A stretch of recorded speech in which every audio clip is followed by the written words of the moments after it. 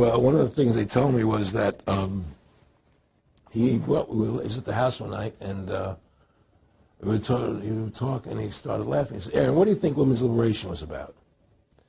And I said, I had pretty conventional thinking about it at that point. I said, I think it's about women having the right to work, getting equal pay with men, just like they won the right to vote, you know? And he started to laugh. He said, "You're an idiot."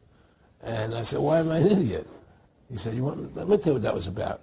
We, the Rockefellers, funded that. We funded Women's Lib, you know? And we're the ones who got all over the newspapers and television, the Rockefeller Foundation. He says, and you want to know why? He said, there were two primary reasons. And they were, one reason was we couldn't tax half the population before Women's Lib. And the second reason was, now we get the kids in school at an early age. We can indoctrinate the kids how to think. Because it breaks up their family. The kids start looking at the state as the family, as the school, as the officials, as their family, not as the parents teaching them. And so those are the two primary reasons for Women's Lib, which I thought up to that point was a noble thing. You know, when I saw their intentions behind it, where they were coming from when they created it, the thought of it, I saw the evil behind what I thought was a noble venture. Aaron, did you know that Gloria Steinem, in one of her own books, now admits the CIA funded Miss Magazine? No, I had no idea about that. No, I never heard that. Yeah, we're going to... CIA funded Miss Magazine? Funded Miss Magazine with the stated goal of taxing women and breaking up the family. No kidding. I never heard that. Well, Nick told me. I mean, I know it, but not because I know the CIA was involved in it. Well, Gloria Steinem was proud of it. Oh, the CIA wanted to help me help women. No kidding. So they funded it, yeah. And of course, it's divide and conquer. Right, and what they do is they focus in, obviously, on real problems. Women were getting shafted in many ways, but the elite wasn't planning to help them. They were planning to really shaft them and take men away from them. Look at what they did with black families. You only had about 10% illegitimacy 50 years ago in black communities, and now it's over 90%. And look at welfare. You were going to give you some money, but you can't have a man in the house. Right. And so that was further to degrade the family. Totally destroyed. And now illegitimacy is over 50% in the general population. Right. Well, see, the whole thing is these people control the money, so they make all the rules. Shalom. First and foremost, I want to begin by giving all praise, honor, and glory unto Yahweh, Bahashem, Yahweh Shai, Bahashem Rakakwadash. The abundance to the apostles and elders of great millstone that taught me this truth, and much respect to the Akim out there laboring in his work. And peace and salutations to the hopefully elect that are scattered abroad across the four corners of the earth. To you I say, Shalom. So the definition for psychological warfare involves the planned use of propaganda and other psychological operations to influence the opinions, emotions, attitudes, and behavior of opposition groups. Yeah, so which oppositional group is mainly being targeted here, all right? Of course, it would be you so-called Negro, Latino, and Native American Israelites, you know, who are at the forefront of this system that's tailor-made, crafted, and designed by these Edomites to destroy you mentally by implanting misinformation that produces degeneracy, you know, rebellion, and ultimately death, man. And this is what 2/3 of our people have been blinded from, is the fact that, you know, there is a psychological war in the form of, you know, Esau leading them away from the ways of Yahweh Bashmel Shah, all right, which produces, again, confusion and death. So propaganda, information, especially of a biased or misleading nature. Yeah, so what's the form of that? Black culture, you know, women's liberation. As you see, you know, whores like Sexy Red, Megan Thee Stallion, Cardi B, Sukiyana, and many more, you know, pushed out there in the forefront, you know, to be an influence into the mass of our people. Okay, of these women out here, man, to give them a sense of entitlement, you know, authority, okay, to be worshipped. And this is destroying family structures. It says information especially of a biased or misleading nature. So they're leading you away from the paths of Yahweh Bashim Shah. Okay? Used to promote or publicize a particular political cause or point of view. So similar words is information, yep. Promotion, what it promote to you, black culture, right? Thought culture. You can be a whore and be proud of it. You know, it's a whole shameless propaganda glorifying rebellion, man. In which, you know, when you go into that word degeneracy, it's pretty much a lack of morals, man. So degenerate, it says having lost the physical, mental, having lost the physical, mental, or moral qualities considered normal and desirable, showing evidence of a decline. See? And when you look at what they promote, which is whoredom, you know, these are things that are glorified. You know, so it's not a shame to these women anymore to act like a whore, man, you know? So now that the mental faculties of our people have been destroyed, you know, how can you work with something like that if you don't have any shame in your actions? A shameless nation, man. So it also says a degenerate form of a higher civilization, see?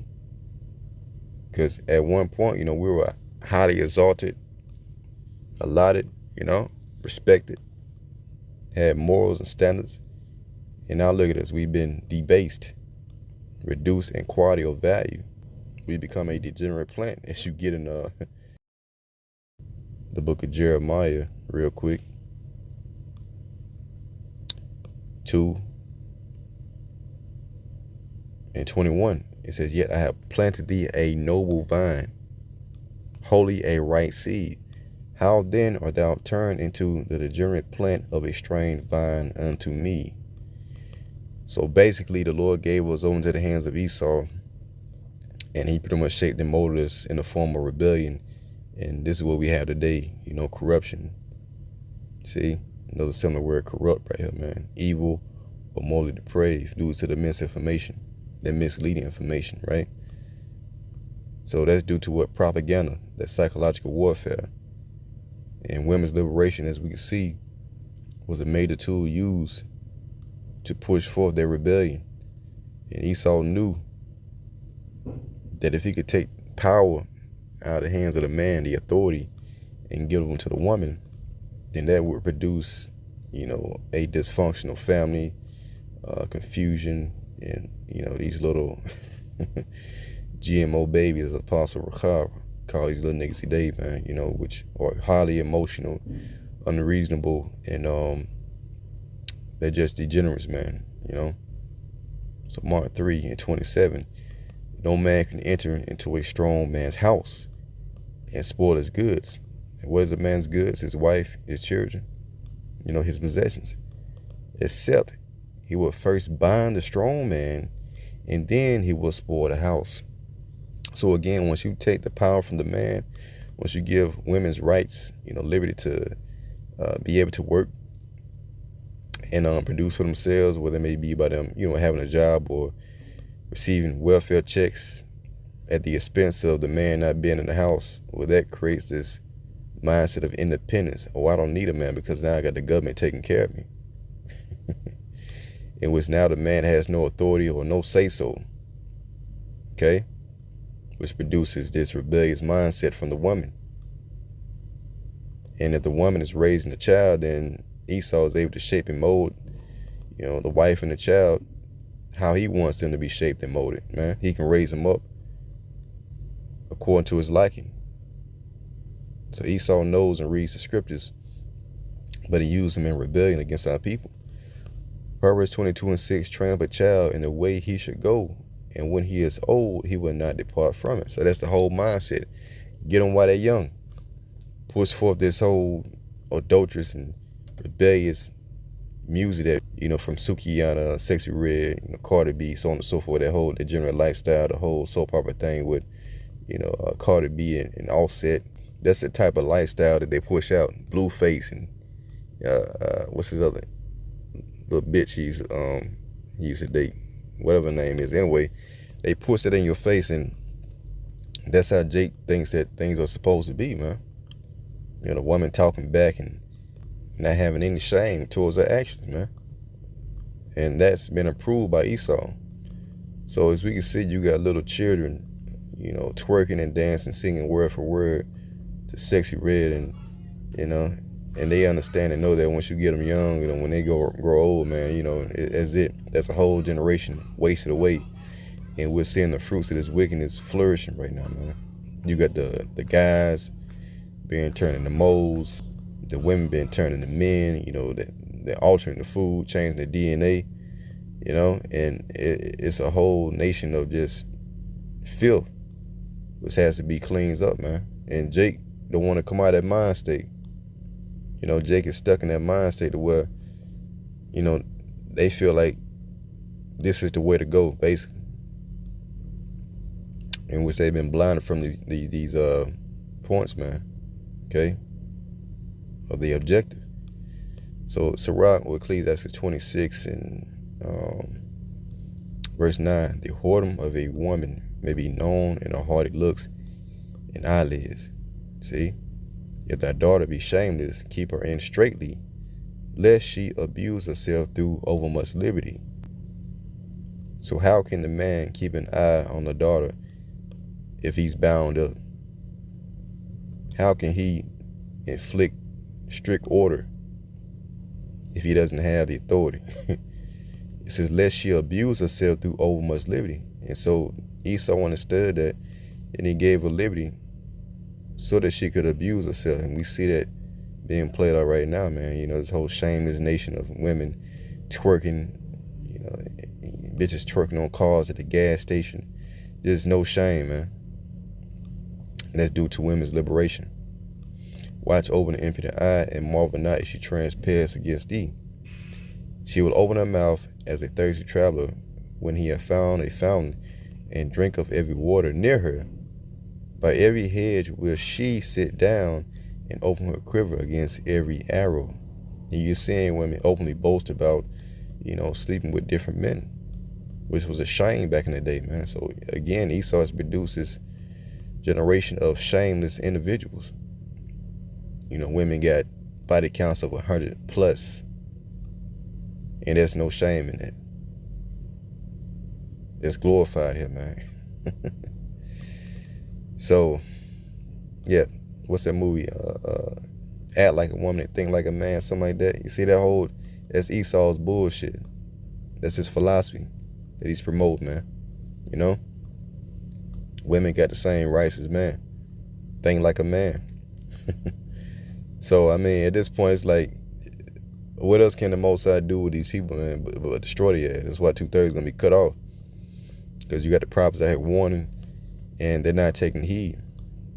All right, Isaiah 1:4, a sinful nation of people laden with iniquity, a seed of evildoers, children that are corrupters. They have forsaken the Lord, Yahweh by Shemel Shai. They have provoked the Holy One of Israel unto anger. They are gone away backward. See, they're being misled. Why should you be stricken anymore?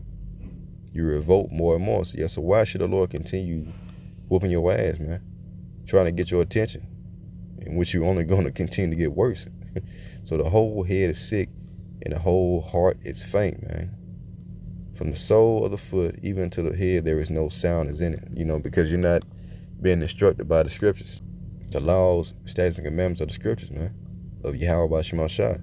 It says, but wounds and bruises and putrefying sores. Yeah, so Esau's psychological operation has produced mental wounds, bruises, and putrefying sores, to where there's no soundness in the mind of our people. They have not been closed and neither bound up and neither mollified with ointment. Okay, and that's talking about this word. See, it's going to be this word that's going to heal the elect of our people who are going to return. But for these 2/3 out here, they're going to remain in that degenerate state, and they're going to be ultimately, purged with fire, man. Lord's going to purge out that field with fire in the form of America being destroyed. Okay, so yeah, I just want to throw that there real quick. You know, we definitely end this thing, and as Apostle Tahar said, Lord willing, this be the hopeful year of Jacob's trouble, which, you know, there'll be a calling of the 2/3 of our people, you know, for that degeneracy, man. So with that, hey, Lord willing, you're edified. Until next time I say, Shalom.